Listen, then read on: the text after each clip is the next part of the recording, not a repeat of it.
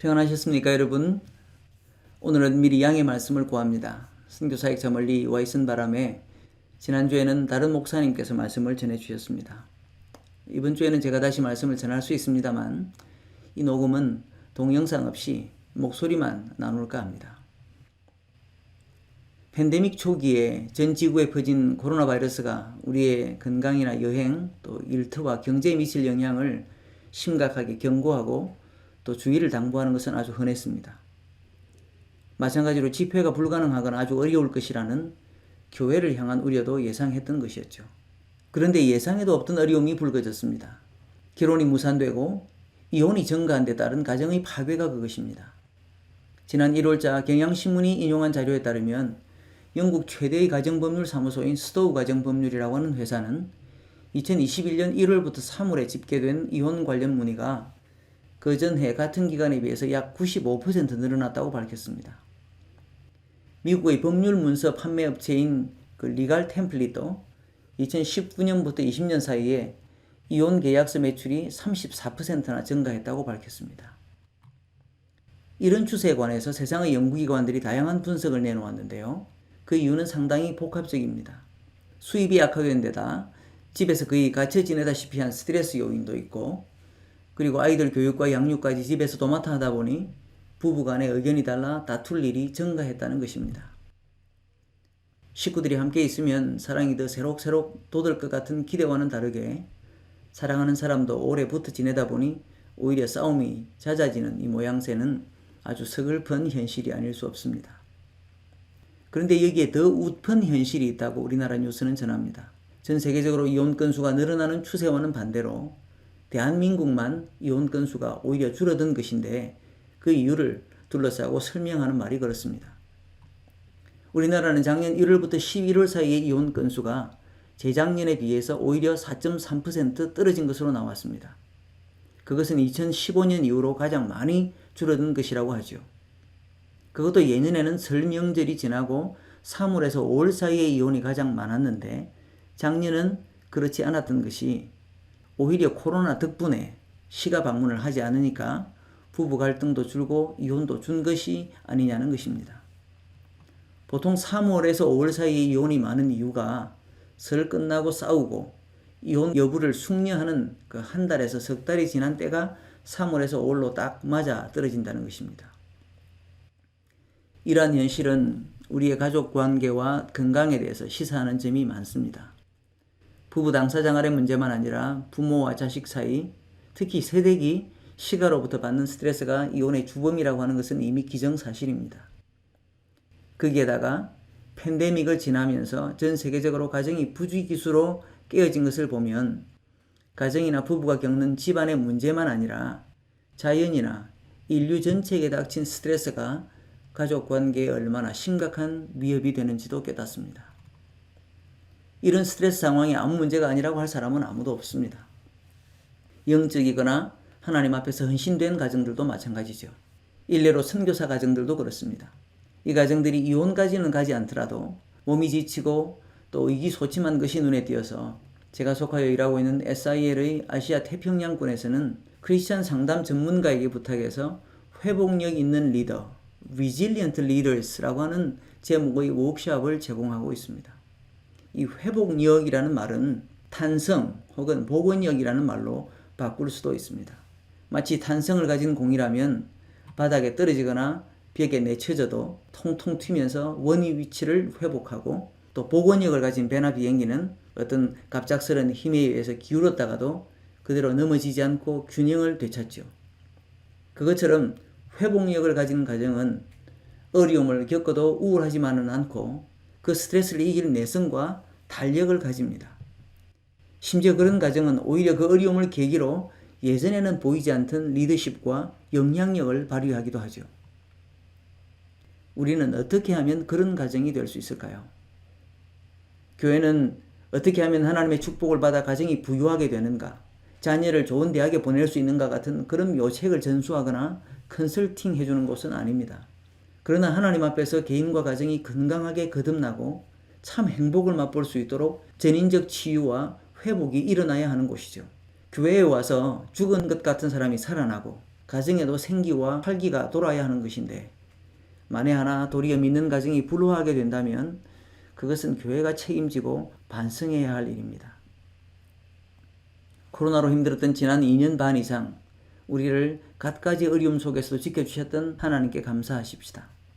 그러면서 마침 가정의 달 첫 주에 들었었으니 오늘은 하나님의 은혜 속에 우리가 복원역의 축복을 가진 가정이 되기 위해 꼭 필요한 삶의 재료는 무엇인지 한 성경의 예를 통해서 생각해 보았으면 합니다. 우리가 읽은 본문이 속한 책 룻기는 룻에 관한 기록이지만 우리가 읽은 1장 내내 주인공은 아직 룻이 아니라 딴 사람입니다. 바로 그녀의 시어머니 나오미죠. 나오미라는 히브리어 이름의 뜻은 즐겁다 혹은 사랑스럽다입니다. 그러나 여기 1장에 소개된 나오미의 삶은 그렇지 못했습니다. 오히려 정반대로 슬프고 사람들의 안쓰러움을 사는 삶을 살았습니다. 이야기를 거슬러 올라가 보면 흥미롭게도 나오미의 인생에 찾아든 이런 쓰라림은 다름 아닌 자연으로부터 시작된 것이었습니다. 우리에게 지난 팬데믹이 그랬듯이 사람의 힘으로는 통제할 수 없는 재앙, 즉 흉년이 그녀와 남편 그리고 아들까지 합쳐서 이 온 가족을 그들의 고향에서 고이 지낼 수 없게 만들었습니다. 그래서 그들은 당장 먹고 살 것을 찾아서 양식 나올 만한 곳으로 이민을 떠났던 것입니다. 거기에다가 당시 이스라엘 민족은 정치나 사회적으로도 어지럽기 짝이 없었습니다. 1절에서 읽는 것처럼 그때 이스라엘은 사사들이 다스리던 시대였습니다. 여호수아 이후 사울과 다윗 같은 왕이 나올 때까지 사사들은 왕국 전체에 걸쳐 지도력을 가지고 백성들을 보호한 것이 아니었습니다. 주변 나라들이 쳐들어와서 못살게 굴 때에만 일시적으로 또 지역적으로 일어난 군사적 영웅들이었죠. 그렇게 지도자까지 들쭉날쭉했기 때문에 사사기는 그 시대를 가리켜서 사람들이 각자 자기 소견에 옳은 대로 행하던 시절이었다고 말합니다. 이렇게 자연 환경만 아니라 사회까지 어수선해서 이 가족이 편히 살만한 터전이 되지 못했는데 이 가족이 옮겨간 곳은 또 공교롭게도 모압 땅이었습니다. 이렇게 자연 환경만 아니라 사회까지 어수선해서 이 가족이 편히 살만한 터전이 되지 못했는데 이 가족이 옮겨간 곳은 또 공교롭게도 모압 땅이었습니다. 한때 이스라엘 민족의 조상 아브라함과 이삭도 흉년이 들었을 때는 피난처를 찾아 이집트와 블레셋으로 갔었습니다. 그런데 이 가족은 하필 사해 동편의 고원지대에 놓인 모압 땅으로 갔다고 하니 그것이 무슨 의미를 가지고 있을까요? 적어도 두 가지 면에서 그것은 이 가족에게는 아주 굴욕적인 일이었습니다. 그들의 고향 베들레헴이 달리 그 이름이었습니까? 베들레헴은 문자적으로 떡집이라는 뜻입니다. 그러니 이름으로 봐서는 양식이 넉넉해야 할 이 성읍 출신 사람이 양식을 찾아 다른 지역으로 간 것이 벌써 그렇습니다. 그런데다가 같은 이스라엘 땅도 아니고 역사 전반에 걸쳐서 원수로 지낸 모압으로 가서 살 방도를 찾았다는 것은 더욱이나 우리가 이 가족의 입장이라고 추측해 보기에 적잖이 당황스럽습니다. 성경을 거슬러 올라가 보자면 이 모압은 아브라함의 조카 롯에게 있던 두 딸 중 하나에 의해서 시작이 되었으니까 이스라엘 민족과는 먼 친척입니다. 하지만 이후의 역사 내내 모압은 이스라엘을 시기하고 또 침공했습니다. 출애굽한 이스라엘 민족이 광야길을 거의 마치고 요단강을 건너기 직전에 모압의 왕 발락은 거짓 선지자 발람을 사주해서 이스라엘을 저주하게 하려고 하다가 당나귀가 말을 하는 바람에 실패합니다. 민수기 22장 24장에 나와 있죠. 지금 이 룻기의 시대적 배경이 되는 사사시대에 이르러서는 모압의 왕 에글론이 이웃나라의 왕들과 연합해서 이스라엘 자손을 공격하는 바람에 이스라엘이 모압에게 18년간 조공을 바치기도 했습니다. 물론 이 에글론은 이스라엘의 사사 에훗의 보복을 받아 살해됩니다. 이렇게 좋지 않은 민족 감정이 오간 나라에 가서 살면서 편안한 대접을 받기란 어려웠을 것입니다. 그런데도 엘리멜렉과 나오미 가족이 그곳에서 10년 넘게 살면서 모압의 며느리들까지 얻은 것을 보면 그런 예민한 민족 감정 때문에라도 이 가족이 그 나라에서 얼마나 겸손하게 살았는지 상상해 볼 수 있습니다. 자기들이 항상 손님이라는 생각으로 납작 엎드려서 미움을 받지 않고 살려고 무척이나 애썼을 것입니다. 사실 이민의 아픔은 당당하게 주민등록이 되고 법적인 보호를 받는 세상인 오늘날에도 마찬가지입니다. Black Lives Matter, BLM이라고 우리말로 치면 흑인도 사람이다 라는 구호를 사람들이 달리 외치겠습니까? 그것은 미국 등지로 잡혀간 흑인 노예의 후손이 수백 년째 그 나라의 국민인데도 여전히 당하는 인종차별을 지적하는 말입니다. 인종이 다르지 않아도 마찬가지입니다. 예를 들어 같은 아시아 사람들끼리라도 다른 나라에 가서 살면 그렇죠. 자기 집 대문 앞에서 술을 마시는 주정꾼에게 여기서 이러지 마세요 라고 한마디만 하면 당장 술김에 네 나라로 돌아가 이런 소리를 듣기가 십상입니다. 그러니 앞서의 자연재해의 사회적 불안정 그리고 이민 생활의 긴장까지 더해져서 이 가족의 삶이 무척 고달팠을 것이라는 점은 쉽게 짐작할 수 있습니다. 그랬더라도 가정 안에서의 행복이라도 좀 누릴 수 있었더라면 좋았겠다 싶은데 모압까지 가서도 이 가족의 삶은 평탄하지 않았습니다. 나오미는 그곳에서 남편을 잃었고 얼마 후에는 두 아들까지 죽었습니다. 가부장의 위치가 너무나도 중요하던 고대 사회에서 달랑 여자만 셋이 남은 이 가족의 처지는 누가 보면 소위 망조가 된 것이 아니냐고 할 만큼 아주 어려움의 연속입니다. 두 아들에게서 나온 자식 하나 없이 집안의 남자들이 다 세상을 떠났으니 이제 무슨 소망이 남아있겠습니까? 이때 나오미의 심정은 어땠을까요? 그녀가 자신의 삶에 대해서 어떻게 느끼고 있었던지는 나중에 고향 베들레헴으로 돌아갔을 때 나오미를 맞이하는 예전의 이웃들에게 그녀가 하는 말을 보면 알 수 있습니다. 룻기 1장 19절부터 21절에 이렇게 말하죠. 와, 나오미 아니냐? 이게 얼마만이냐?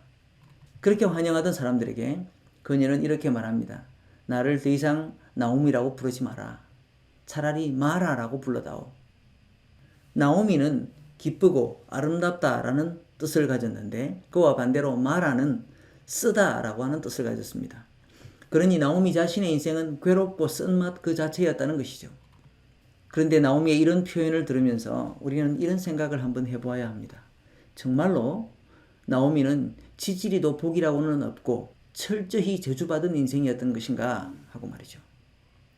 그맘때까지 나오미가 그렇게 느꼈던 것은 누구도 반박할 수 없었던 그녀의 아주 사실적인 경험이었습니다.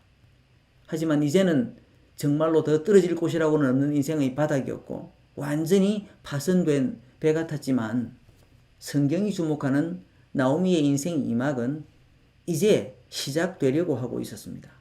지금까지는 그저 무너지기만 하고 계속 쪼그라드는 것만 같았지만 실은 대단한 힘을 응축한 그 태엽 감는 시계 있지 않습니까? 시계 태엽이 똘똘 뭉치듯이 감기고 있었다고 보는 것이 옳을 것입니다.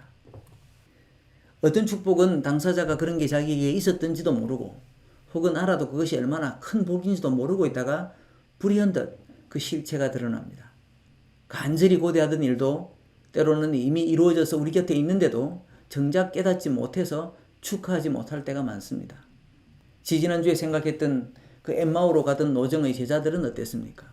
부활하신 예수님을 바로 곁에 두고도 알아보지 못해서 그들은 적어도 몇 시간을 더 슬픔에 잠겨서 지냈습니다. 몇 시간이라고 하면 그래도 괜찮죠. 어떤 사람들은 반평생, 아니 인생 내내 복음이 있는데도 깨닫지 못하고 우울한 인생을 보냅니다. 나오미 역시 수년 넘도록 자기에게 와 있었던 은혜와 축복을 어떤 계기가 마련될 때까지는 깨닫지 못했습니다. 그간 설상가상으로 자기에게 닥친 재앙 때문에 그랬겠죠. 설령 때로는 감사하다고 느끼는 것이 있었더라도 그것이 그간의 어려움을 다 씻고도 남을 만큼 큰 축복이라는 생각은 당연히 하지 못했습니다. 그래서 그 축복의 가치를 조금이라도 더 깨달은 순간은 오히려 조금이라도 감사하다고 느끼는 그것을 포기하려고 했을 때 혹은 남을 주려고 생각했던 시점이었습니다.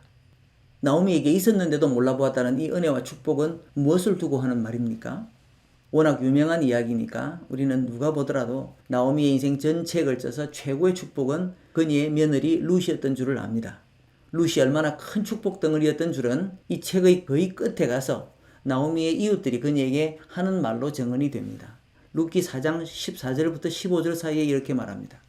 여인들이 나오미에게 이르되 찬송할지로다. 여호와께서 오늘 네게 기름 물을 자가 없게 하지 아니하셨도다. 이 아이, 그러니까 룻이 나오미에게 낳아서 이 집안에 대를 잇게 해준 아이죠. 이 아이의 이름이 이스라엘 중에 유명하게 되기를 원하노라. 이 아이는 네 생명의 회복자이며 네 노년의 복량자라.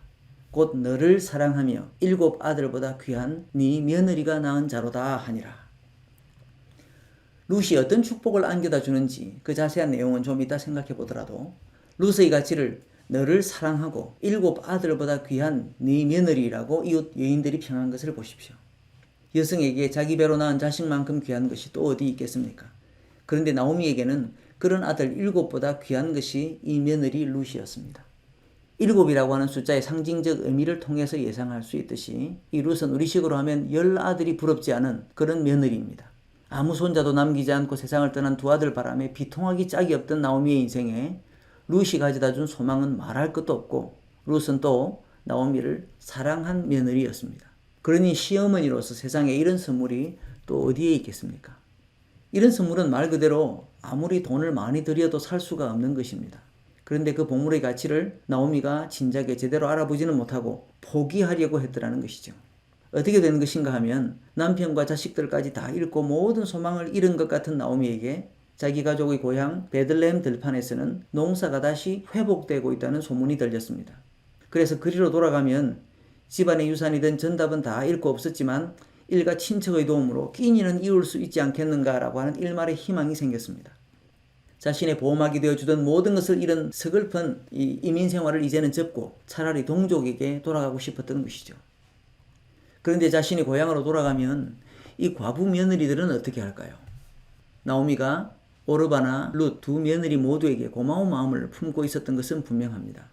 원식구인 남편과 아들 모두를 잃고도 3사람이 함께 살았으니 그 기간이 몇 달이 되었든 혹은 몇 년이 되었든 나오미는 그들의 친절에 고마워할 만도 했습니다. 1장 8절에 나오는 것처럼 그 며느리들은 죽은 자신의 아들들을 선대했습니다. 그들이 살아 있었던 동안만 두고 하는 말이 아니라 아직도 젊은 과부치고 죽은 남편에 대한 예의까지 잘 지켰더라는 뜻으로 이해해야 할 것입니다. 그러나 나오미는 그들의 선의와 사랑이 그 정도인 줄만 알았습니다. 그리고 자신이 객으로 있었던 그곳 모압에서 지내던 당시까지는 그들이 벗이 되어서 함께 살아준 것이 고마웠지만 이제는 놓아줄 때가 되었다고 생각했습니다. 이 며느리들을 짐작 취급해서 이제는 자신의 인생에서 떼내어버리자는 심사는 아니었지만 자기 때문에 아직 젊은 처자들이 배우자도 없이 늙어가는 데서 이제는 놓아줄 기회라고 보는 것입니다. 게다가 지금까지는 자기가 이곳에 이방인으로 와 있었지만 며느리들이 자기와 함께 베들레헴으로 가면 되려 그 2사람이 거기서 이방인 취급을 받게 생겼는데 자기 편하자고 그들이 그런 고생을 감수해야 할 이유는 또 무엇이겠습니까? 이렇게 나오미는 고달픈 자신의 인생에서 그동안 고마웠던 며느리들에게 자기가 보기에는 그래도 며느리들을 위한다고 그들을 놓아줄 결심을 했습니다.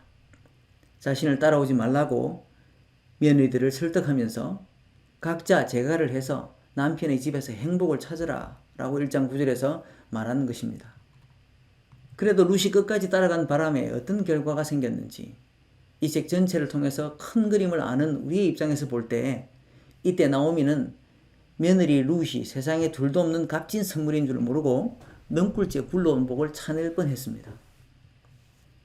그러니 나오미가 며느리들을 모압에 두고 자신만 베들레헴으로 돌아가려고 옥신각신 그 며느리들의 헌신을 강요하는 그런 옥신각신이 아니라 오히려 그들에게 나아 보이는 길을 가라고 그렇게 다투는 이 장면을 보고 있자면 이 말씀을 읽는 우리에게는 아주 묘한 감정이 교차합니다. 한편으로는 며느리들에게 하나님의 축복을 빌면서 진심으로 새 삶의 기회를 주고 싶어 하는 이 나오미를 보고 우러나는 일종의 그 응원 그리고 찬사이죠. 우리가 요새 듣는 보통 시부모들의 모습은 어떻습니까? 오히려 며느리들에게 그동안 우리가 너에게 해준 게 얼만데 라고 따지지 않습니까? 그러면서 아들만 아니라 며느리들한테까지 자기들 노부의 봉양을 두고 거의 흥정을 하다시피 합니다. 심지어 크리스찬들도 예외가 아닌 것 같습니다. 거기에 비해서 나오미는 자기에게 남은 것이라고는 없으면서 도리어 며느리들의 부담을 없게 해주려고 하는 자애로운 그 마음의 소유자입니다.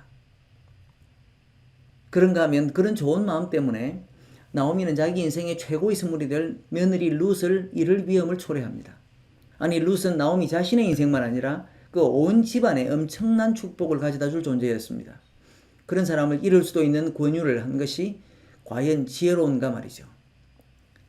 이 대목에서는 나오미가 며느리의 진심 어린 친절 그리고 하나님이 제공하시려고 했던 축복을 그저 찰 뻔한 위험한 경우는 아니었던지 돌아보게 됩니다. 자기의 삶에 이제 소망이라고는 없는 것 같이 낙담이 될 때 사람들은 누가 자기의 어깨에 위로의 손을 얹어줘도 그것마저 부담스럽게 느낄 때가 있습니다. 하지만 그럴 때조차 도움을 필요로 하는 자신의 처지를 인정하고 받아들이는 것이 필요하죠. 그런 겸손은 도움을 베풀려고 하는 사람만 아니라 하나님께 진심으로 감사하면서 그 손길에 이끌려서 사는 그런 삶을 사는데 필수적이기 때문입니다. 그래서 인생에는 이렇게 한 가지 행동이 모두 옳다 혹은 모두 그러다라고 할 수 없는 일들이 많습니다. 오히려 전적으로 옳거나 전적으로 틀리지 않는 경우가 많죠. 그러니 말이든 행동이든 잘 분별하고 조심스럽게 처신해야 합니다. 특히 가족 간의 관계가 그렇습니다. 무슨 행동을 해도 다 받아줄 것 같지만 동시에 상처받기도 제일 쉬운 게 식구들이죠. 그런 한편 가장 폭발적인 잠재력을 가진 곳 역시 다름 아닌 가정입니다. 앞으로 나오미 가족에게 다가올 회복, 아니 메시아 계보의 핵심 인물인 다윗의 할아버지를 룻이 낳아줄 거니까 가문의 부활이라고 하죠. 이런 가문의 부활에 나오미는 하는 일이라고는 없이 룻이 모든 것을 다 이룹니까? 아니 말로 룻만 모압에서 혜성같이 등장한 슈퍼스타입니까? 그렇지 않습니다. 모든 관계는 주거니 받거니 상호적이죠. 이 책의 제목이 룻기인 것처럼 나오미로 시작된 이야기에 모압 출신 며느리인 룻이 주인공이 되는 이야기인 것은 맞습니다. 하지만 시어머니 나오미의 긍정적인 역할이 없었다면 룻의 비상한 공헌도 기대할 수 없었을 것입니다. 그러니까 이 나오미가 이 이야기 초반에서 보여주는 이런 말이나 자세가 그 가족의 회복에 어떤 역할을 했다고 우리는 평가할 수 있을까요? 앞으로 일이 어떻게 흘러갈지 전혀 몰랐던 나오미였으니 성경에 보이는 대로가 나오미에게는 최선이었다고 쉽게 생각할 수도 있을 것입니다. 룻을 이를 위기를 감수하고서라도 며느리들에게 제일 좋아 보이는 길을 권한 것 말이죠. 어쩌면 자기 살 길을 위해서 이것저것 재지도 않고 며느리들의 도움을 받을 기대라고는 전혀 없었던 나오미의 그런 마음이 룻의 진심을 더 간절하게 했는지도 모릅니다. 이런 시어머니가 더 사랑하게 되고 또 기꺼이 헌신하고 싶은 마음 말이죠. 내 편의 유익이나 권리를 계산하지 않고 상대방에게 최선이다 싶은 길을 틔워주는 태도는 상대방 스스로의 결정과 권한을 세워주게 마련입니다. 내가 이 상황을 컨트롤하려고 하지 않고 상대방에게 자율권을 주는 것은 또 동시에 하나님께 이 일의 주도권을 맡기는 것이기도 합니다. 내가 바라는 게 있더라도 내 말이나 권한으로 어떻게 하려고 하는 게 아니라 하나님, 당신이 하십시오라고 맡기는 것이죠. 그런 점에서 볼 때 며느리들에게 완전한 자유를 선언한 나오미의 희생적인 태도는 아주 존경받아서 마땅한 것입니다. 하지만 이렇게 손 아래 사람에게라도 상대방의 편리를 진심으로 도모해주는 나오미에게 그래도 우리가 더 바랄 만한 한 가지가 있어 보입니다. 그것은 모든 가능성의 문이 다 닫힌 것 같은 상황에서도 하나님을 향한 기대와 소망을 저버리지 않는 말과 태도일 것입니다. 아들이 죽고 없는 마당이지만 남은 며느리는 과연 자기의 소망이 전혀 못 되는가 말입니다. 당시로서는 상상도 할 수 없는 일이었지만 룻은 결과적으로 7 아들보다 나은 며느리, 자신의 손자이자 다윗 왕의 할아버지라고 하는 보물을 남겨다 줄 장본인이 아니었습니까? 그러니 아직 그 존재의 가치는 몰랐더라도 그 가치를 인정하는 말과 태도를 품었더라면 얼마나 더 좋았겠느냐 하는 것입니다. 지금 나의 형편이 어떻든지 간에 나에게 남겨진 너희가 나에게는 하나님의 선물이고 은혜다 라고 하는 그런 고백 말입니다. 만약에 나오미가 그런 적극적인 믿음의 당사자였다면 이 책은 룻기가 아니라 나오미서가 되었을 수도 있겠습니다. 에스더서가 모르드게의 이야기나 혹은 불임절의 유래라고 제목이 붙지 않고 에스더서인 이유도 그런 것이죠. 내가 죽으면 죽으리다 라고 말하는 적극적인 고백의 당사자가 바로 에스더였기 때문입니다. 마찬가지로 우리의 가족 관계에 있어서 우리가 나오미의 위치에 있다면 명심해야 할 점이 있습니다. 우선은 나의 며느리가 되었던 배우자나 자식이 되었던 내 수하의 사람이 이미 성인이라면 내가 결코 그들을 움켜쥐고 조종하려고 들지 않아야 한다는 것입니다. 그렇게 그들의 자유를 존중하면서 또 그와 동시에 너는 나의 전부다. 너는 나에게 가장 큰 유산이다 라고 고백하는 것이죠. 그것은 네가 나의 전부니까 네가 나를 좀 도와다오 라고 말하는 것과는 다른 것입니다. 그들을 오히려 존귀히 여기는 것이죠. 그리고 이때 우리의 룻은 어떤 반응을 보일지는 모릅니다. 그러나 그것은 룻이 반응할 몫이고 또 하나님이 하실 몫입니다. 이미 모든 것을 잃고 더 이상 소망이 없는 것 같아도 하나님께서 우리의 가정에 내장시켜 두신 그 감긴 태엽이나 스프링이 있음을 믿고 기대하십시다. 그동안 받은 압력이나 스트레스가 컸으면 컸을수록 하나님의 손에 제대로 인도함을 받기만 하면 재도약할 회복력은 오히려 큰 법입니다. 우리 주변을 둘러보기만 해도 그렇습니다. 그러니 지금 우리의 가족이 어떤 어려움을 겪고 있든지 또 우리의 위치가 나오미처럼 한 가정의 연장자라면 하나님 안에 있는 우리 가족의 회복력을 발휘하기 위해서 우리는 우선 나오미에게 바라는 두 가지 태도를 함께 가져야 할 것입니다. 물론 우리는 모두가 나오미의 위치에 있지는 않습니다. 나오미의 권위 아래 있었던 룻같이 우리는 또 누군가에게는 연소자이기도 합니다. 그러나 이 책에서 보듯이 그런 위치에도 불구하고 나오미보다 더 큰 영향력을 끼친 룻, 우리가 그런 룻의 위치에 있다면 우리가 챙겨야 할 이 가정 회복을 위한 자료는 무엇일까요? 우선 그 물음에 답하기 전에 자신을 따라오지 말라고 하는 그 나오미와 며느리들 사이에 어떤 말을 주거니 받거니 하는지를 보십시오. 나오미가 처음 권한 말에 며느리들이 둘 다 보인 반응은 놀랍습니다. 그들의 대답을 들으면 그동안 나오미의 형편에 혀를 째째차면서 가련하다고만 한 그 우리가 실은 얼마나 그녀가 복을 받은 사람인 줄을 압니다. 누가 보더라도 늙고 가난하기 짝이 없는 이 시어머니를 떠나는 것이 자기들이 살 길인데 그러지 못하겠다고 오히려 자기들은 시어머니와 함께 이방인이 되고 또 어머니를 복양하면서 살겠다고 하니 말입니다. 오르바를 포함해서는 2번, 룻과는 3번에 걸쳐서 주고받은 나오미와 며느리들의 대화는 그들이 얼마나 진지하게 서로를 생각하고 배려하는지를 보여줍니다. 그 대화 중 일부만 다시 보겠습니다. 1장 9절부터 14절 말씀인데요. 그들이 소리를 높여 울며 나오미에게 이르되 아니니이다. 우리는 어머니와 함께 어머니의 백성에게로 돌아가겠나이다 하는지라. 나오미가 이르되 내 딸들아 돌아가라. 너희가 어찌 나와 함께 가려느냐. 내 태중에 너희의 남편들 아들들이 아직 있느냐. 내 딸들아 되돌아가라. 나는 늙었으니 남편을 두지 못할지라. 가령 내가 소망이 있다고 말한다든지 오늘 밤에 남편을 두어 아들들을 낳는다 하더라도 너희가 어찌 그들이 자라기를 기다리겠으며 어찌 남편 없이 지내겠다고 결심하겠느냐. 내 딸들아 그렇지 아니하니라. 여호와의 손이 나를 치셨으므로 나는 너희로 말미암아 더욱 마음이 아프도다 하매 그들이 소리를 높여 다시 울더니 며느리들에게 제갈을 들고 그곳에서 살라고 하던 나오미의 너그러운 제안을 오르바와 룻 두 며느리는 하나같이 거절합니다. 그들은 소리를 높여 울고 고개를 절레절레 흔들죠. 그러면서 자기들은 어머니와 함께 어머니의 백성에게로 돌아가겠다고 하는 것입니다. 남편이 죽고 없는데도 나오미는 그들의 어머니인 것이며 또 자기들의 민족 정체성까지 포기하고 자기들 그 어머니가 딸린 나라의 백성이 되겠다는 그런 결심이었습니다. 이때 나오미가 그들을 향해서 다시 설득하기 시작합니다.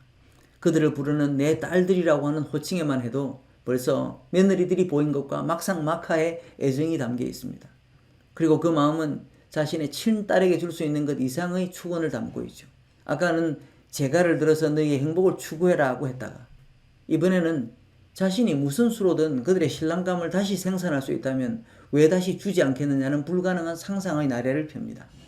자신은 이미 늙었으면서도 하는 말이 내가 오늘 밤에 갑자기 남편이 생기고 아들이 뱃속에 든다고 해도 그 아들이 언제 자라서 너희의 남편이 되겠느냐라고 말이죠. 이런 표현을 읽으면 고등학교 국어 시간에 배운 고려시대의 가요 정석가가 떠오릅니다. 사랑하는 사람과 그 사랑이 절대로 끊어질 수 없다는 절절한 사랑 노래였는데요. 그 노래에도 나오미가 며느리들에게 쓴 것 같은 과장법이 나옵니다. 예를 들어서 정석가의 2년과 3년을 그 인터넷에 뒤져보니 이렇게 되어 있습니다. 사각사각하는 모래벼랑에 군 밤 5되를 심습니다. 그 밤에 우미 돋고 싹이 나야만 유덕하신 임을 여의겠습니다.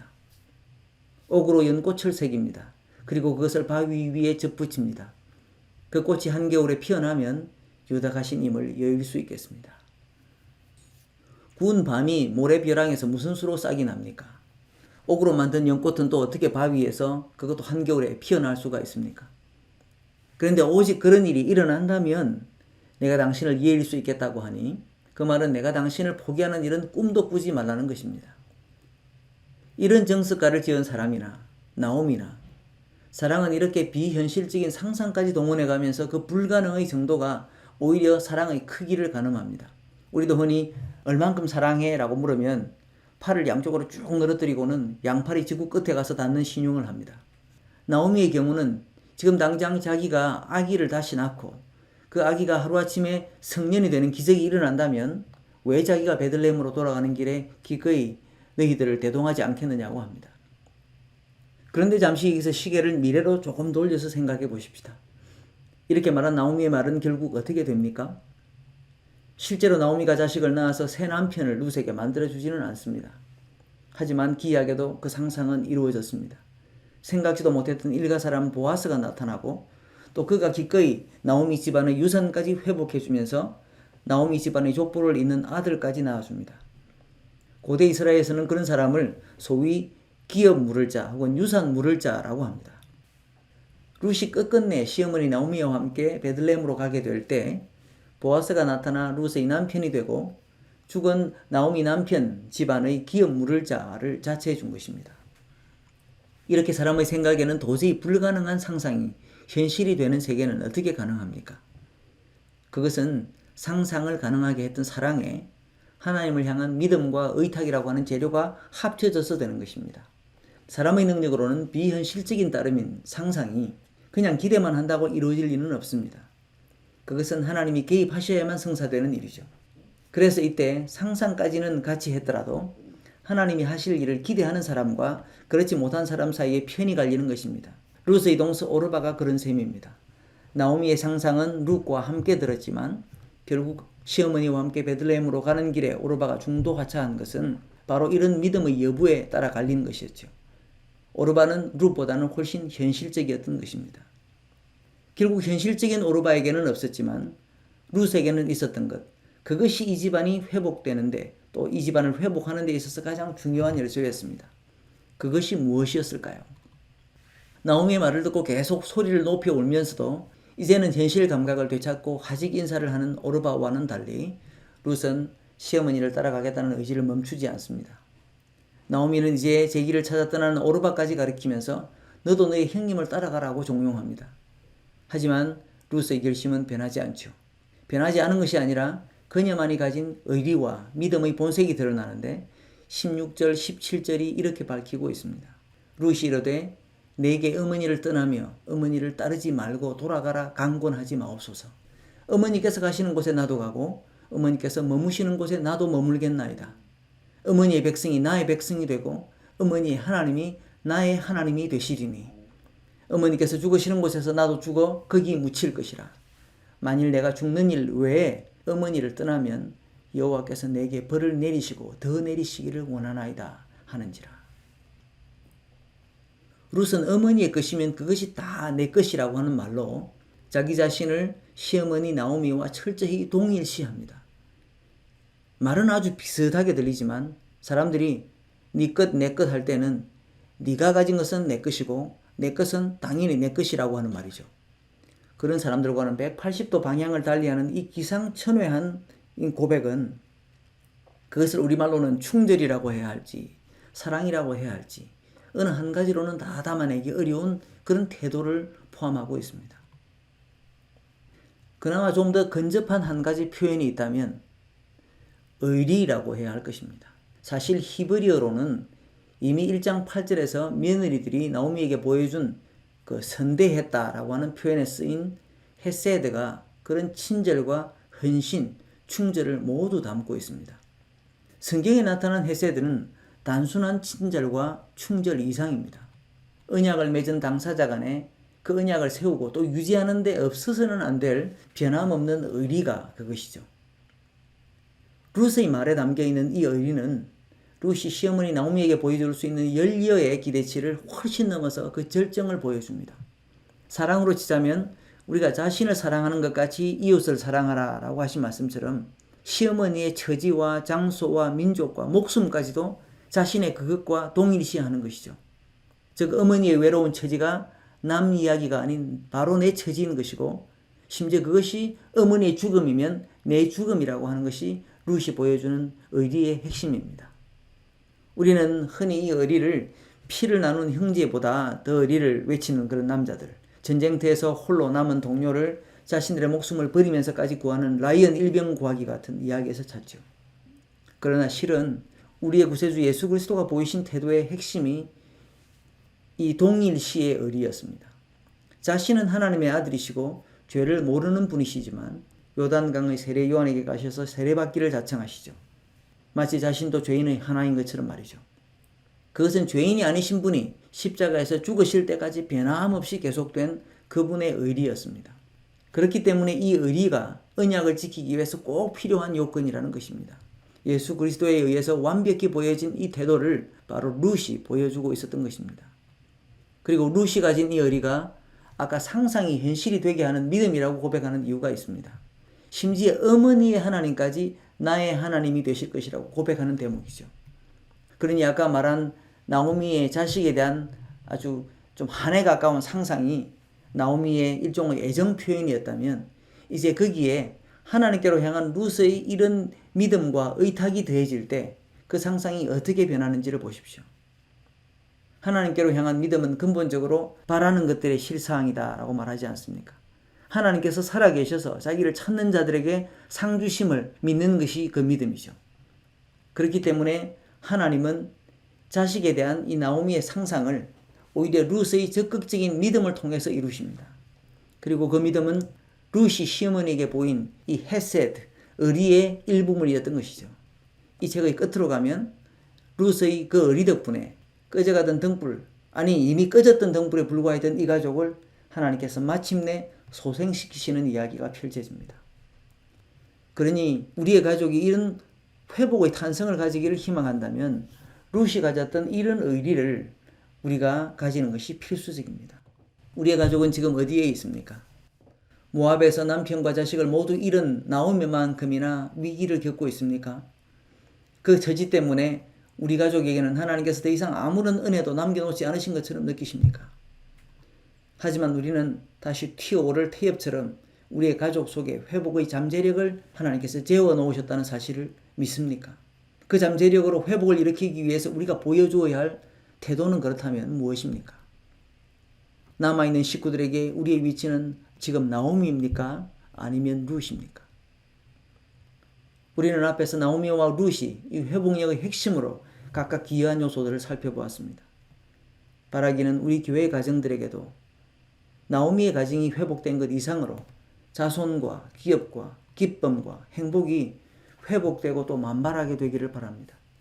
그리고 그런 가정을 우리의 자녀들에게도 전수하는 은혜를 우리가 모두 누리기를 간절히 축원합니다.